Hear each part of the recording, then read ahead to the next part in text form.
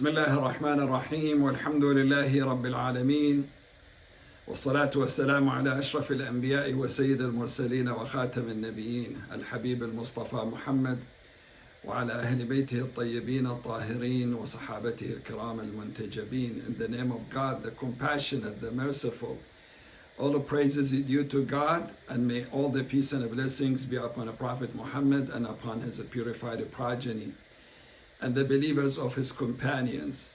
Dear brothers and sisters, Assalamu alaikum wa rahmatullahi wa barakatuh. May the peace and the blessings of God be upon all of you.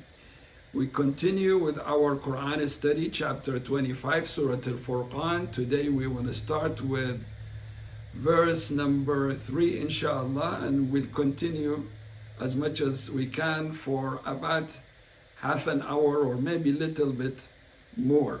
So I will start reading verse number 3, and Hajrullah will translate the verse into English. أعوذ بالله من الشيطان الرجيم واتخذوا من دونه آلهة لا يخلقون شيئا وهم يخلقون ولا يملكون لأنفسهم ضرا ولا نفعا ولا يملكون موتا ولا حياة ولا نشورا.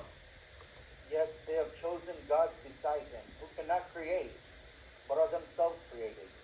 Nor they can harm or benefit themselves, nor can they control death, nor life, nor resurrection. So, if you recall the previous verse, verse number 2, that mentioned 5 attributes of God. Among these 5 attributes that he mentioned in verse number 2, it says, وَخَلَقَ كُلَّ شَيْءٍ فَقَدَّرَهُ تَقْدِيرًا. God has created everything in this universe and gave it a due measure, which means that not only he created everything, all the creatures and the creation, he also put them in a vast and magnificent network of interaction in harmony. So every creature in this universe has a role to play in a due measure, and this is for a certain time. After that, its role or his role or her role will end. With all of that, the pagans in Mecca decided to turn away from the true God, from Allah subhanahu wa ta'ala, and worship idols. They decided to ignore, to neglect the real God and worship false deities that are the idols. Now, idols also have characteristics. Here in the Quran, this verse is comparing some of these characteristics of idols with verses in comparison with attributes of Allah subhanahu wa ta'ala. So it says, yet those pagans, those disbelievers decided to worship idols or things other than God. وَاتَّخَذُوا مِن دُونِهِ, and they have taken gods, save Allah subhanahu wa ta'ala, alihatan, gods. What are the attributes or the characteristics of those idols and gods? First, لا يخلقون. They are not able to create anything. So God, the one who we worship, is the creator of everything. But those, whether they are idols or non-idols, those cannot create anything. On top of that, لا يخلقون شيئا. They cannot create anything. وهم يخلقون. They themselves are created. وهم يخلقون. They are created, they were created, and they are created in the future. This word يخلقون is a present tense, which means there will be there will still be and will be in the future people who worship idols or worship other than idols but save God. They accept God. They don't worship God. Not only they cannot create, they themselves are created. This is true for idols, true for other things that people might worship except God, such as stars, the sun, the moon, or even humans. This applies to them as well, if anyone would worship a human. Then it says, وَلَا يَمْلِكُونَ لِأَنفُسِهِمْ ضَرًّا وَلَا نَفْعًا. They cannot benefit themselves or reach harm to themselves, harm themselves. So those idols and non-idols, other deities except God, cannot harm or benefit themselves. So we know this is true for idols. Idols cannot harm or benefit themselves.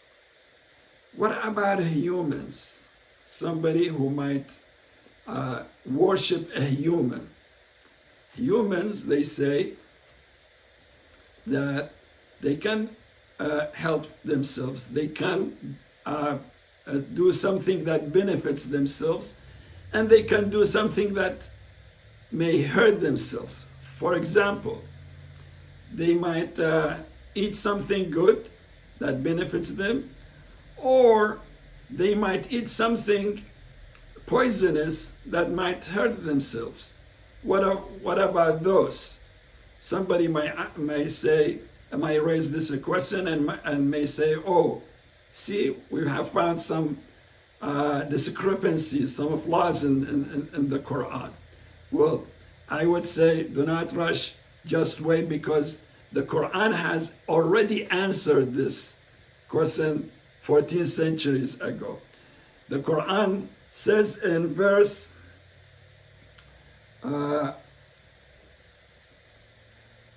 yes. In verse 7,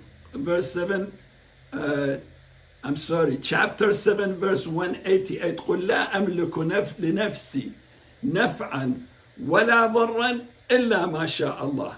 Chapter 7, verse 188.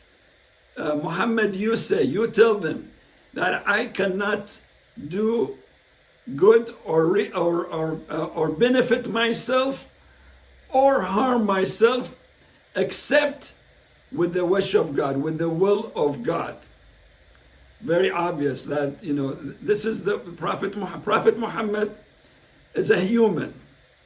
He, of course, this is a comparison about Prophet Muhammad as a human. Prophet Muhammad, Allah subhanahu wa ta'ala told the Prophet to tell people that I cannot benefit myself and I cannot hurt myself. And he is a human, of course, except, the Quran says, except if God wants this harm to reach me or the benefit to reach me. Otherwise, if God does not want harm or benefit to reach me, it will not reach me. This is very obvious. Let me give you an example. How, in real life, how humans also cannot benefit them or cannot benefit themselves or cannot hurt themselves. Today, because of this COVID-19, we hear about a lot of big companies, major companies who filed for bankruptcies. I'm sure you've heard many of those. My question is, those big companies, didn't they try everything to save themselves and not to fall in the problem of filing for bankruptcy? Of course they did. Common sense says that they have tried everything to protect themselves from the harms of this COVID-19 and avoid filing for bankruptcies. But they failed. they felt they could not benefit themselves. This is one example. Yes, they have benefited themselves in a lot of areas, but there is an area that they have tried their best, but it didn't work, which means there is another planner, another power, a supreme power. That power will decide what a man can do or what a man cannot do. So this is an example. How about somebody trying to hurt himself or herself? Again, the same. A lot of people, possibly you've heard this, you've read it in the news. A lot of people attempted to kill themselves, attempted to do suicide by taking a lot of pills, 30, 40, 100 of these pills to kill themselves. Some of them they die, but some they get to be rescued and saved. So they have attempted to hurt themselves, but they failed to reach their desired result. I have seen many times. You remember the time of ISIS suicide bombers who would go and bomb people and attack with wearing a vest full of bombs. Maybe this is also available on YouTube, or search it on Google. A lot of them, they wear the vest and they go to the market or to places that are crowded with men, and then they press to bomb, to explode the bombs that they're carrying, and they press and press. It doesn't work. They get arrested. They got arrested and they are now in jail. So again, a lot of people who wanted to benefit themselves, it didn't work. Those who wanted to hurt themselves and others, it didn't work. This means people may be able to benefit and hurt themselves with one condition: if God permits that. This is what the Quran says. So, back to this verse of the Quran that says, وَلَا يَمْلِكُونَ لِأَنفُسِهِمْ ضَرًّا وَلَا نَفْعًا. They cannot benefit, nor they can hurt themselves. Or they cannot hurt, nor they can benefit themselves. Except if God wants. This, in fact, applies to every creature, including humans. Applies to them as well. And then the verse continues. It says, وَلَا يَمْلِكُونَ مَوْتًا وَلَا حَيَاةً وَلَا نَشُورًا.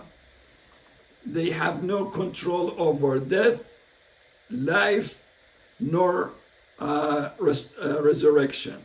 Of course, somebody who cannot, or it cannot help or hurt itself or himself or herself, cannot control life, cannot offer life, and cannot take away life, and obviously cannot make people to be resurrected, to give them life again. So these are the characteristics of idols and false gods that some people would worship beside God or saved God. The Quran is referring to these the characteristics of these idols. Verse number 4. أعوذ بالله من الشيطان الرجيم. وقال الذين كفروا إن هذا إلا إفك افتراه وأعانه عليه قوم آخرون فقد جاءوا ظلما وزورا. Those who disbelieve said this Quran is nothing but a fabrication which he, Muhammad, has forged, and others have helped him with it. Indeed, they have committed injustice and have brought falsehood. So, the pagans of Mecca, in their reaction toward the message of the Prophet, his ministry, remember again, this is a Meccan chapter, and most probably it was revealed only 3 years after the beginning of the ministry of the Prophet peace be upon him, sallallahu alayhi wa sallam. In reaction, and the reaction of pagans against the Prophet and his message, first they denied that this is a revelation. Of course, they worship idols and they don't believe in revelation. So they denied the fact, rejected the fact that this is revelation, and obviously they did not want to believe in it. In fact, they said instead, وَقَالَ الَّذِينَ كَفَرُوا, said those who do not believe, or those who the disbelievers, in هذا إلا إفك افتراه. This Quran is nothing but a fabrication made by Muhammad. So again, they didn't think this is, because they wanted to reject the Quran, they said this is a fabrication made by Muhammad. But they added a fact, a point here. It says, وَأَعَانَهُ عَلَيْهِ قَوْمٌ آخَرُونَ. This is a fabrication made by Muhammad with the help of a group of other people. So they are indirectly somehow saying, admitting that this Quran, the text of the Quran, the verses of the Quran, the message, the meaning, the concepts of the Quran is so appealing, so convincing, so powerful and elegant, that eloquent, that it is beyond the capability of one man. Therefore, Muhammad alone, he fabricated this with the help of others. Is not only the product of his mind, but with the help of others who helped him to fabricate this Quran. وَأَعَانَهُ عَلَيْهِ قَوْمٌ آخَرُونَ. So possibly, most probably, they thought because the Quran has mentioned many stories about the previous prophets and nations, they might thought that there must be some Christians or Jews who have helped the Prophet fabricate the Quran. This is what they thought. This is what, in fact, this is one of the ways that they fought the Prophet and his message. They actually claimed variety of accusations. They fought the Prophet in variety of ways. This is only one of many ways, one of many methods that they came up to fight the Prophet and reject his message and the revelation by saying this is a fabrication made by the Prophet with the help of others. Possibly they are referring to some, could be some Jewish or Christian individuals who they say they have helped the Prophet. So if you hear today that the Quran is basically a copy and paste of the Old Testament or the New Testament, this is not something new. This accusation has been said many centuries. You know, this accusation is as old as the Quran itself, and the Quran has responded in this verse to these kind of questions that some people, especially the pagans, said that some people have helped him with. But the reality is, brothers and sisters, history proved these accusations are very false. Remember, this chapter is Meccan chapters. But the Prophet received the revelation for 23 years. Later he migrated to Medina. In Medina, he lived for 10 years receiving revelation. And revelation, these verses of the Quran would come in variety of conditions. Sometimes immediately at a situation of war, for example, or a conflict, or there is a question raised to the Prophet. They come to the Prophet and ask him about certain things, about the spirit, about the mountains, about the Sa'ah, the end of time. Remember, if we've talked about the hour, the moment of ending of time. And the Quran would answer all these questions, immediately respond to conditions and situations. Who would teach the Prophet? Who would help the Prophet all these 23 years to respond to a variety of difficult conditions and situations? Yes, there was some who would bring him the revelation, which we believe was Angel Gabriel, bringing the revelation from God to the Prophet. That's the only source of revelation from God to the Prophet, Angel Gabriel. And there are no other people. So the Quran, at the end of this verse, it says, فَقَدْ جَاءُوا ظُلْمًا وَزُورًا. They have with those false accusations, they have committed injustice. ظُلْمًا. They have committed injustice. Why? Because a man like Prophet Muhammad sallallahu alaihi wasallam, he was known for all of his life. Now that this chapter was revealed, we assume he was 43 years old. For all these 43 years old, he was known among everyone, including his own enemies, as a trustworthy and honest, as-sadiq al-amin, for all of his life. So these accusations are injustice toward the Prophet, because he does not lie, and these are accusations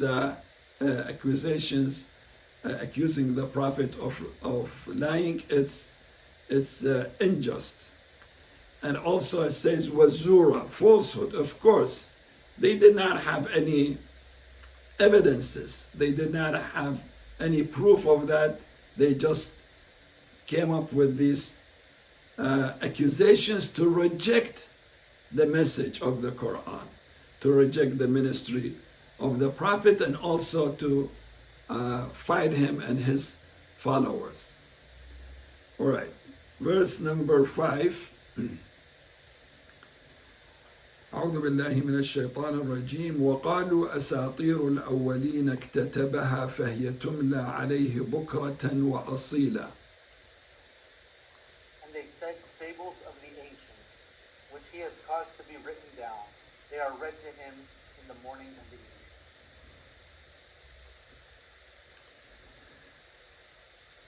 So again, part of what they said to reject the ministry of the Prophet is that all what the Prophet, what the Quran says, what the Revelation says, are kind of legends and stories, myth and stories and fables of people of the past, ancient people.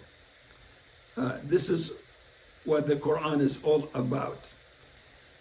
He has dictated these stories, false stories or legends, on a group of people to write them down. اكتتبها. So again, they did not accept the fact that the Quran was revelation from God, and they said these are all repeated legends and fake stories from the past. He has dictated on others to write them down. They are referring to the mechanism that the Prophet ﷺ had put together to write down the Quran. They knew, and everybody knew, the Quran also testified this fact, that the Prophet could not read and write.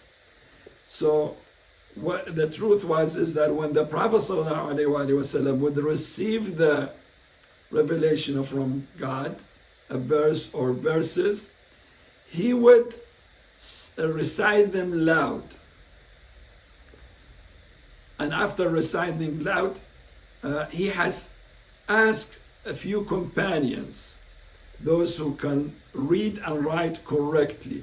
At time they became 10 of them, 10 companions of the Prophet. Their job was to write down the revelation at the moment that is uttered by the Prophet. The moment he recites the revelation, they would write it down. Not one or two. At time they became 10 of the scribers who would write the Quran.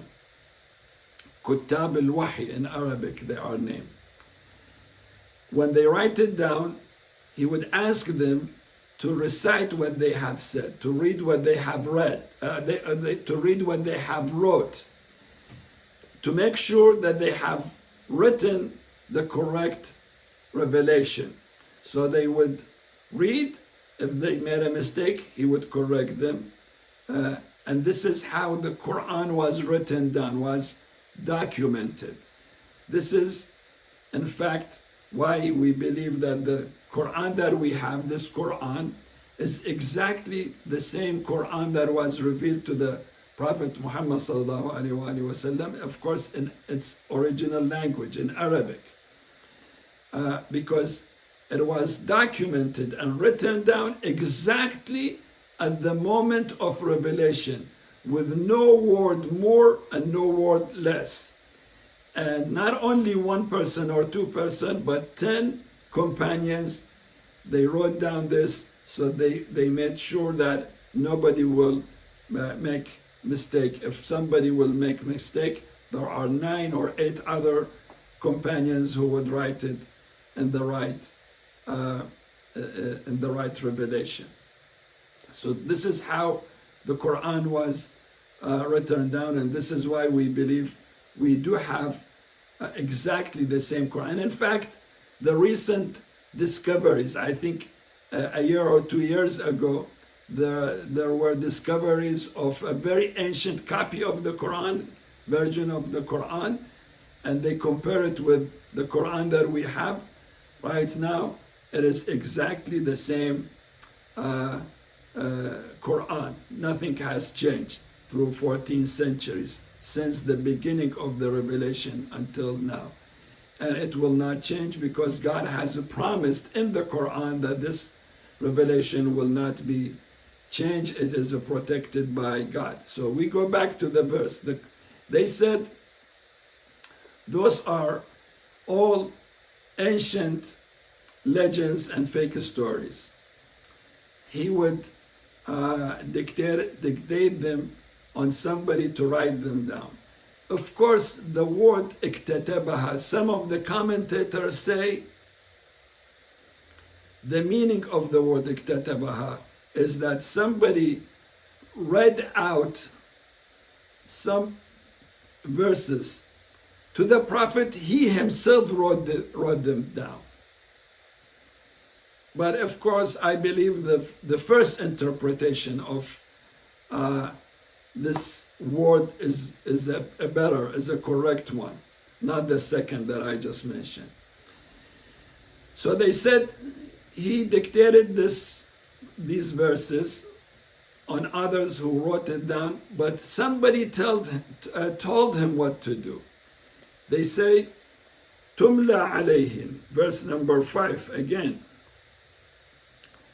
وقالوا أساطير الأولين اكتتبها فهي تملى عليه.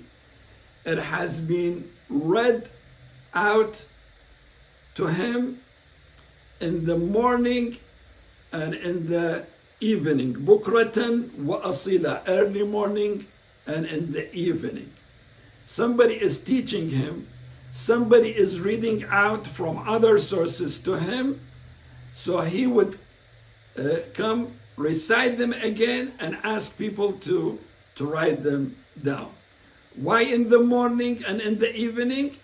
The fact is, they thought in early morning, nobody around the Prophet, that imaginary person would come to the Prophet and teach him what to say.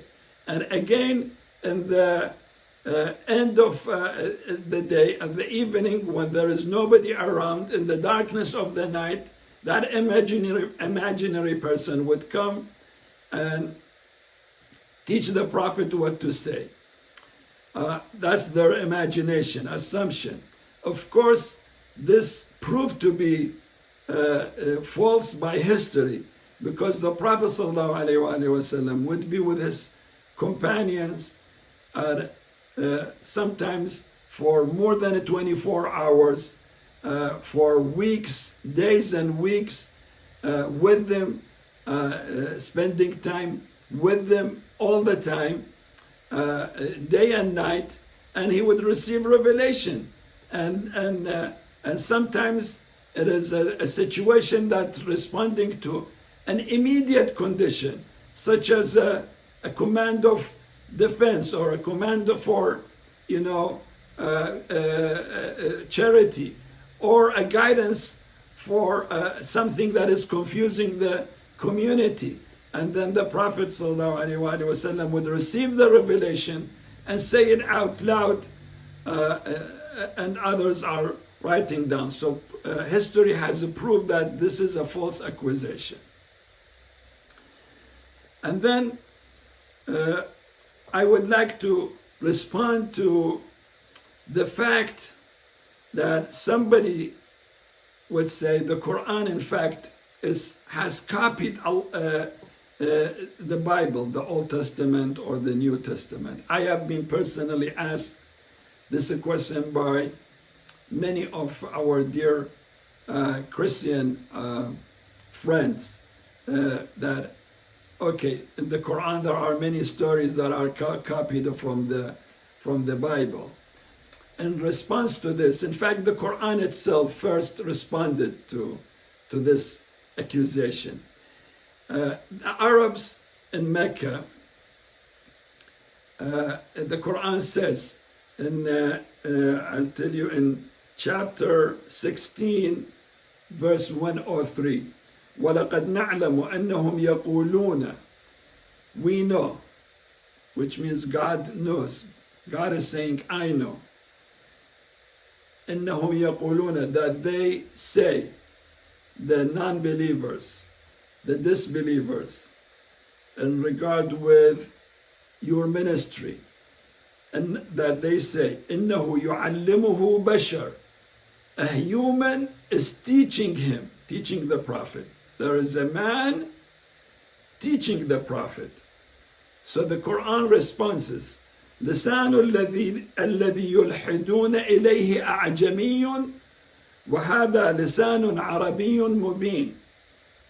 The language of the person, the imaginary person that they refer to, is non-Arabic. And this Quran has came in most magnificent literature of Arabic. لسان عربي مبين. Arabs, they knew that the Prophet ﷺ could not read and write. That's a fact, an established fact. The Quran also refers to this fact, that the Quran calls on the Prophet, you did not read and you did not write. And it says, if you were able to read and write, people were in suspicion of where you get this revelation from. But you cannot read and write. So the pagans knew that he cannot read and write. So what they came about to say is that somebody is teaching him. Yes, he cannot read and write, but somebody is teaching him what to say.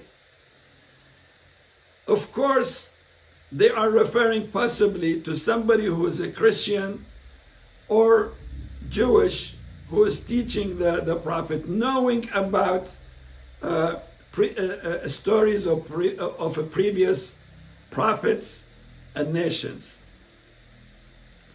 And it has to be a Christian or a Jew. But the Arabs in Mecca, we're talking now when the Prophet was in Mecca, none of them was a Christian or a Jew. In Mecca there were Christians or maybe Jewish people, but they were non-Arabs. So if they were to teach the Prophet the Quran, they would teach him in their own language, for example, or in a very broken Arabic. But the Quran is not a broken Arabic. The Quran is most eloquent literature in the history of Arabic so far, and it will be forever. Nobody can imitate the Quran. How powerful the message and eloquent and convincing the literature, the structure of the wording. We're not talking about the meaning, the concepts. No, the structure of the meaning itself, the literature, the wording of the Quran is the best wording in variety of aspects. So this is the miracle of the Quran. It's wording itself. Forget about the meaning, which is another miracle of the Quran, or the news that it gave, the teaching that it teaches. Those are different. The structure. Now, Arabs cannot provide and produce such literature, let alone a non-Arab. Non-Arab cannot teach the Prophet this. So the Quran has answered this before.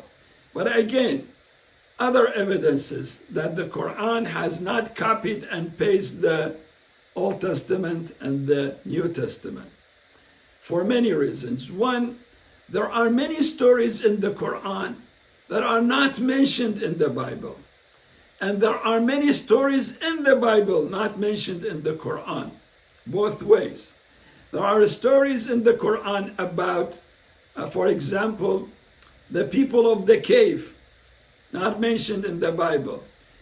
The stories about the Arab prophets, Prophet Saleh, Prophet Hud, Dhul Qarnayn, those are Prophet Shu'aib.